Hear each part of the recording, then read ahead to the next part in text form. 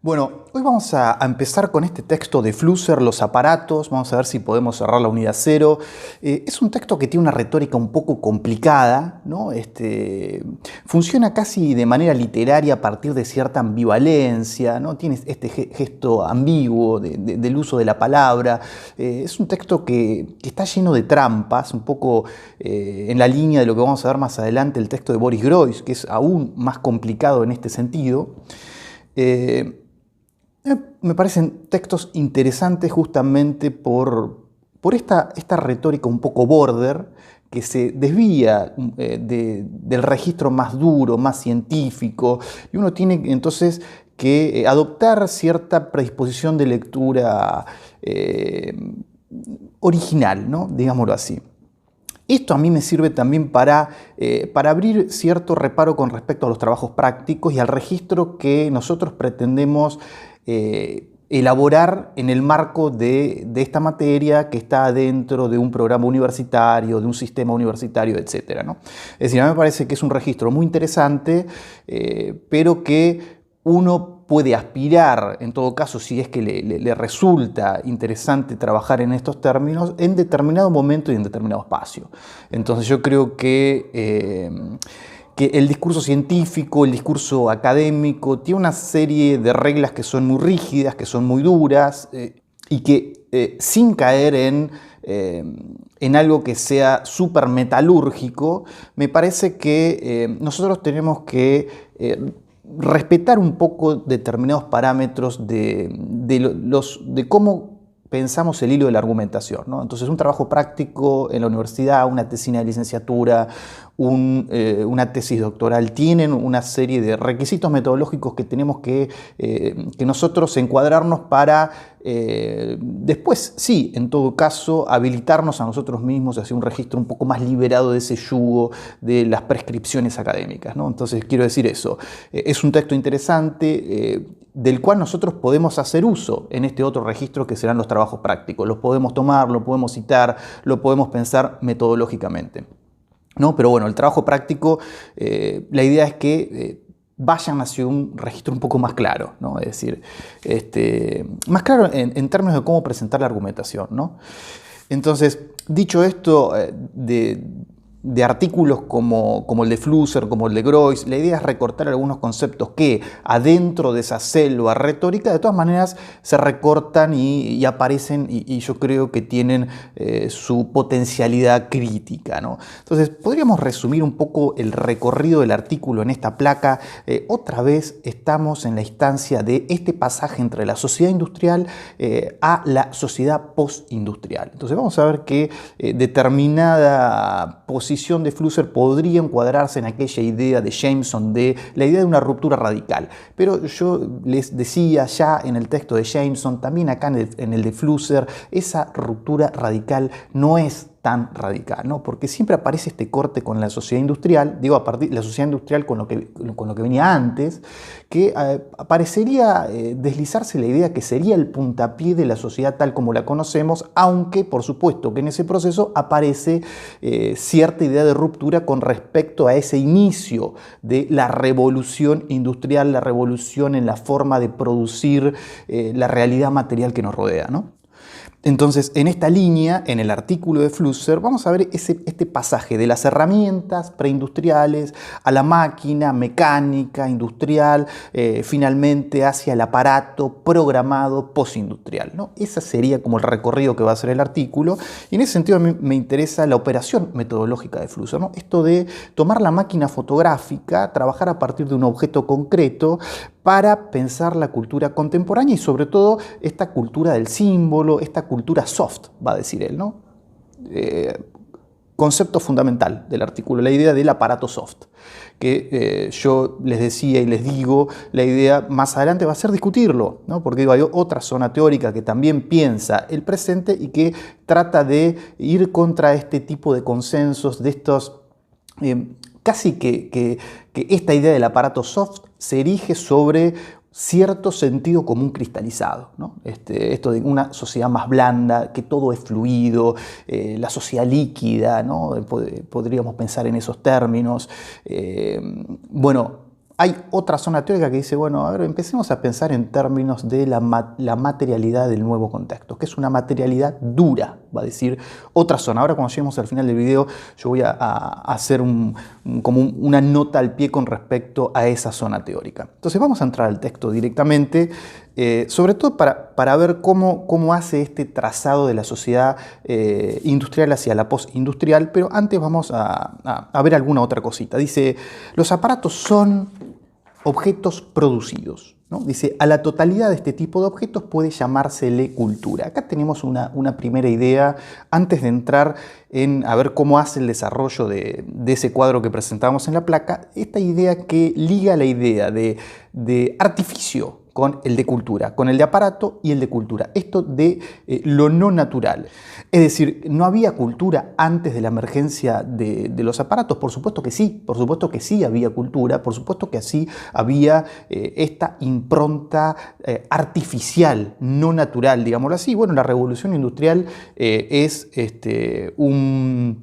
un ejemplo claro de esto, pero lo que está diciendo es otra cosa. Lo que está diciendo es que la emergencia del aparato es una emergencia cultural. El aparato sería hijo de la cultura, entendido en estos términos. La cultura como lo que es artificial. Dice un poco más adelante, dice, los objetos extraídos adquieren una forma antinatural, se convierten en objetos culturales, ¿no? Un poco esta sería la concepción de cultura, que es una categoría teórica súper problemática. Otra vez Raymond Williams, Marxismo y Literatura, va a desplegar los usos históricos de este concepto. Por supuesto, esta podríamos decir es una acepción dentro del término. Pero a mí me parece interesante para pensar sobre todo cierto aspecto de la cultura, que es lo que vamos a pensar nosotros, que es la expresión estética. La expresión estética es solo una parte de ese gran aparato cultural. Y entonces este sentido de pensar la idea de artificio me parece que es muy productivo, porque es un criterio cristalizado dentro del pensamiento de la teoría estética. Se me ocurre el arte como artificio de Víctor Shklovsky, todo lo que tiene que ver con el formalismo ruso, la idea de pensar determinados procedimientos en términos de esta construcción artificial que promueve una percepción estética, ¿no? Si a alguien le interesa, yo puedo dejar una clase ahí en videos complementarios no obligatorios sobre Shklovsky, sobre a ver qué tiene, de qué las va esta idea de determinados procedimientos para construir esta percepción artificial, esta percepción estética.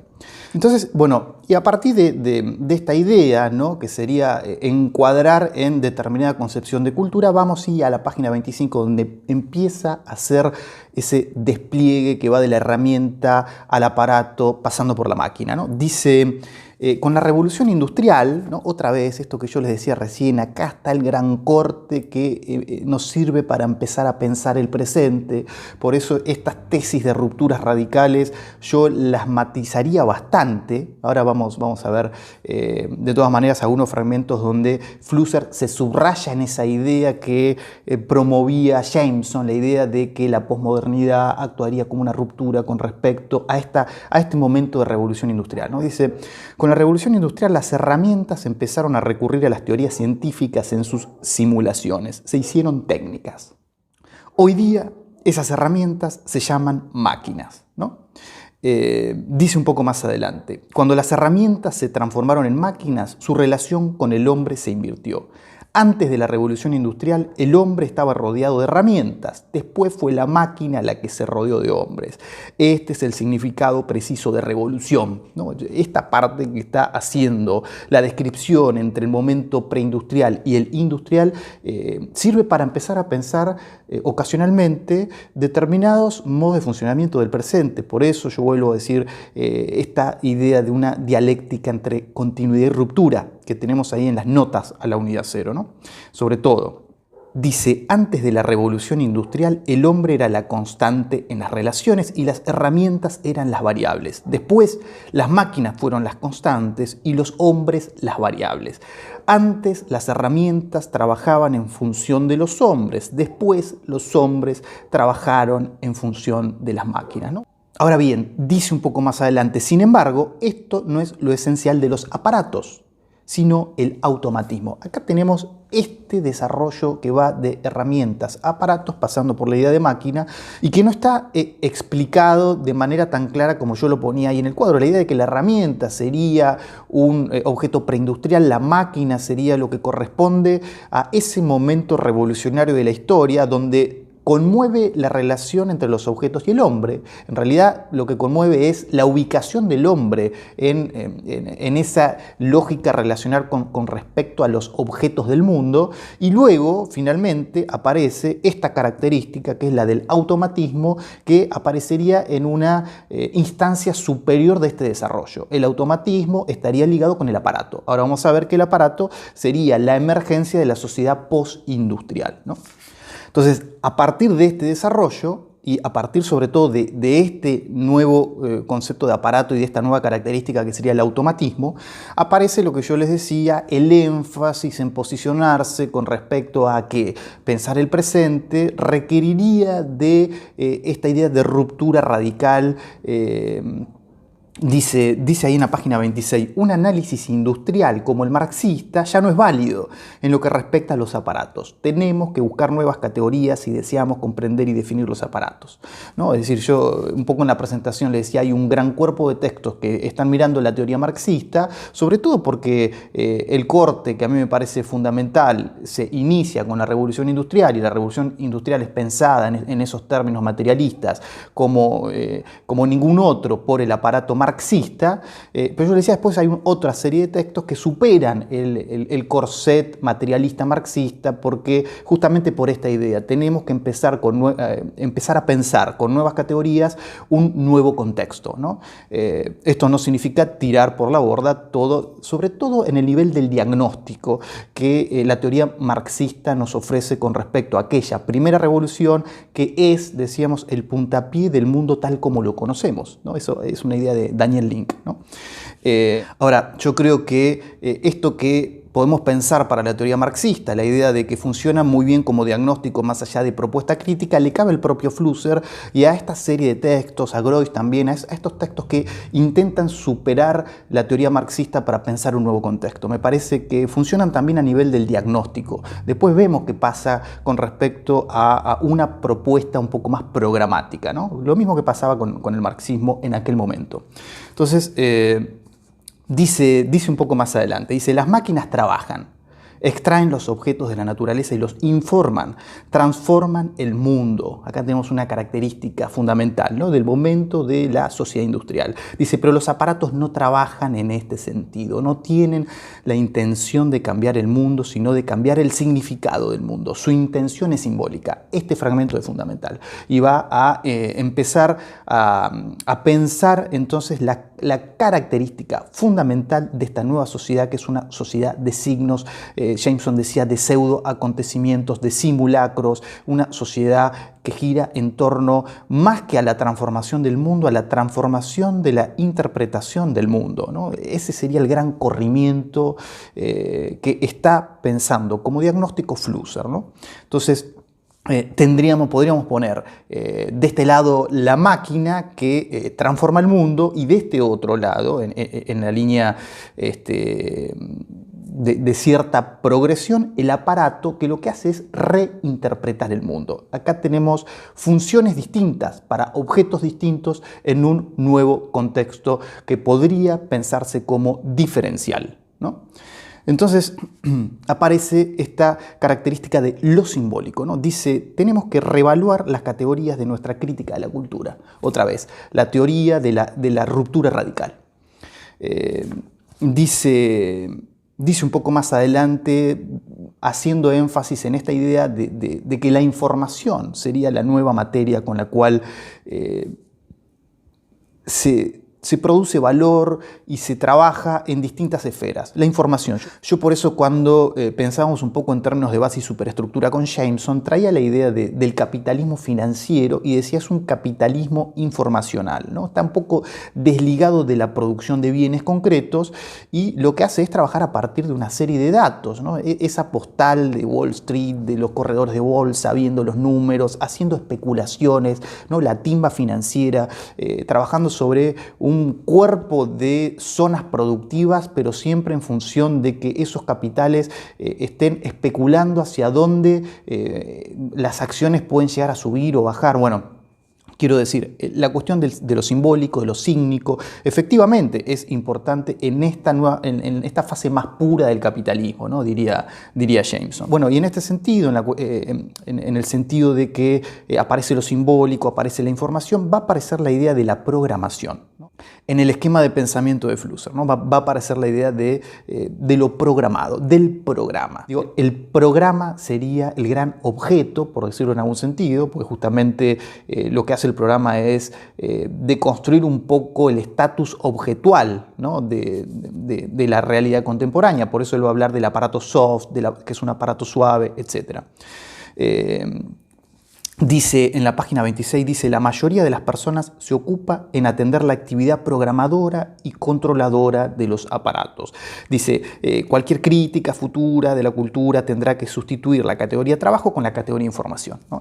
Acá un poco en relación con lo que venimos diciendo y en línea con la idea de la ruptura radical. Podríamos decir acá en una segunda placa y recuperando siempre el esquema propuesto por Flusser, la idea de que el trabajo que corresponde a la instancia industrial habría sido reemplazado, ¿no? en su posición hegemónica por el de información, que se correspondería con un tipo de sociedad nuevo, que es la sociedad postindustrial, ¿no? Acá ahora le importa más reinterpretar el mundo que modificarlo, ¿no? Que modificarlo materialmente, ¿no? Esa sería un poco la idea. Y de todo este despliegue, entonces, aparece la máquina fotográfica y sobre todo el fotógrafo como ejemplificadores de este nuevo contexto y sobre todo como ilustrativo para pensar a dónde está el poder, ¿no? Básicamente en este esquema, en este gráfico. Pensemos la máquina, pensemos el programa dentro de la máquina y pensamos al fotógrafo que va a devenir en mero funcionario del aparato, mero funcionario del programa que está adentro de la máquina fotográfica y que está programada para que nosotros eventualmente realicemos una serie de operaciones, ¿no? Dice en la página 27, si el fotógrafo examina el mundo a través de la cámara, lo hace no porque esté interesado en el mundo, sino porque está en busca de las virtualidades todavía no descubiertas en el programa de la cámara que le permitan producir nueva información. Su interés está concentrado en la cámara y el mundo exterior es un pretexto para realizar las virtualidades contenidas en el programa, ¿no? Es decir, momento contemporáneo, el programa más que el mundo, podríamos decir. Y aclara un poco más adelante, dice, el fotógrafo debería llamarse el funcionario de un aparato, ¿no? Y acá entramos dentro de lo que sería la zona del artículo, lo que sería la crítica más política dentro de este diagnóstico cultural. Acá aparece, esto es importante, para pensar nosotros nuestro propio corpus, porque yo les decía en la presentación y con Jameson también se los adelantaba un poco, una de las principales líneas de lectura a partir de los objetos que nosotros vamos a pensar es justamente tratar de establecer el potencial crítico que tienen, ¿no? Hasta dónde pueden ser leídos. ¿Se acuerdan lo que decía Jameson? Tenemos que empezar a pensar si en la posmodernidad es posible que exista un arte crítico. Y justamente estaba pensando un cuadro de Warhol, ¿no? Un poco en la línea del pop, esa ambivalencia crítica, esa ambigüedad del gesto, que por momentos parecería crítico, por momentos parecería estar fascinado con el nuevo entorno, esa idea un poco afirmativa del asunto. Bueno, eso yo creo que es un aspecto central para pensar el net art y el arte digital. Dice Flusser, dice, una cámara bien programada nunca podrá ser completamente desentrañada por ningún fotógrafo. Ella es, en el sentido más amplio, una caja negra. En este sentido, el aparato es un aparato político, en el sentido de que nosotros podemos hacerla funcionar la máquina, pero jamás entender cómo funciona el programa. Entonces, en esta condición de caja negra, ahí habría un poder, ¿no? Efectivamente, un poder que es técnico, un poder que es técnico. Entonces, la gran propuesta político-estética que se va a desprender, sobre todo a lo largo del libro de Flusser y que va a retomar, por ejemplo, Claudia Cossack, es, digo, para pensar el arte, ¿no? Y acá habría una clave para ver en qué sentido podrían ser políticos estos objetos. La propuesta es desocultar las cajas negras, ¿no? Un poco en la línea del arte de los medios de Jacobi, puede ser en la década del 60. Esto de mostrar el funcionamiento interno de los medios tendría un potencial político. Entonces, esto hay que ver hasta dónde. Por eso yo digo que es una punta para empezar a pensar la politicidad de estos objetos. Quiero decir, los medios, una de las características fundamentales de los medios de comunicación es ocultar su carácter de mediación. Entonces, desocultar esa característica en el plano de los objetos artísticos que se reconocen como mediáticos podría ser pensado como una operación política, ¿no? Dice Flusser, la cámara hace lo que el fotógrafo quiere que haga, aunque el fotógrafo no sabe lo que sucede en el interior de la caja negra. Esta es la característica central del aparato, ¿no? Entonces, por eso yo decía, es una característica que puede ser pensada como política y a partir de ahí podría haber cierto vector crítico / político dentro de lo que sería el arte mediático. Entonces, llegamos al momento más político del artículo de Flusser, que tiene que ver con toda la zona final, que vamos a entrar ahora a continuación y nos vamos a detener, sobre todo viene el gran párrafo del artículo y del libro, me parece, ¿no? La idea esta donde aparece la del aparato soft y en qué sentido este aparato está contenido en otros aparatos de superior jerarquía que, por supuesto, tienen un sentido político ya en un sentido estricto. Hacemos un corte acá, respiramos 2 segundos y entramos en el siguiente video en lo que sería la parte central del artículo de Flusser, en esta línea de pensar la politicidad de determinados procesos contemporáneos.